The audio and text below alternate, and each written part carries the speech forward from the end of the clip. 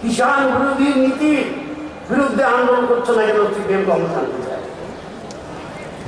আর ভারতীয় জনতা পার্টি যে পার্টি চায় কিষাণরা আত্মনির্ভর হোক, কিষাণরা নিজের সিদ্ধান্ত নিতে পারে।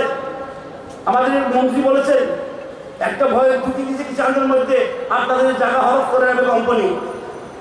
আমাদের সভাপতিও বলেছেন সে সুযোগ নেই, কারণ এমন চুক্তি করা যাবে না যেখানে কৃষকরা নিজের জায়গা হস্তান্তর করে দেবে কোম্পানির কাছে। এমন চুক্তি করা যাবে না, সেটা নিষেধ আছে আইনে।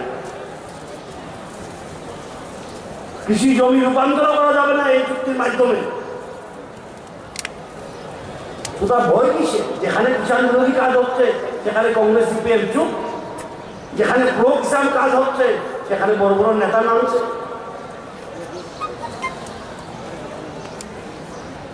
তাই ভারতীয় জনতা পার্টি স্পষ্ট বক্তব্যের পার্টি, এক কথা বলে এক কথা করে এরকম নয়। সিপিএম তো যা বলে তার উল্টো করে, ত্রিপুরা রাজ্যে সাক্ষী আমরা। আর কংগ্রেস যা বলে বলতেই থাকে, 14 বছর ধরে বলছি। সুতরাং আপনাদের কাছে এই আবেদন, আপনার বেরুন, মানুষকে বোঝান। আমাদের সভাপতি বলেছেন টুইট করুন, আমরা সাপোর্ট করি নরেন্দ্র ভাই মোদীজির এই কিষাণ বিলকে।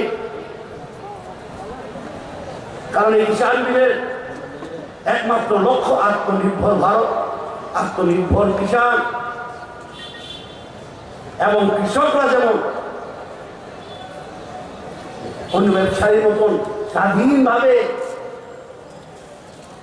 নিজের প্রোডাক্টের দাম ঠিক করতে পারে, সেটাই বড় কথা। আমি আপনাদের বিদায় নিচ্ছি, অন্ধকার হয়ে যাচ্ছে। আমাদের মুখ্যমন্ত্রী বলবেন, আবার কথা হবে, এগুলো আপনাদের বিদায় নিচ্ছি।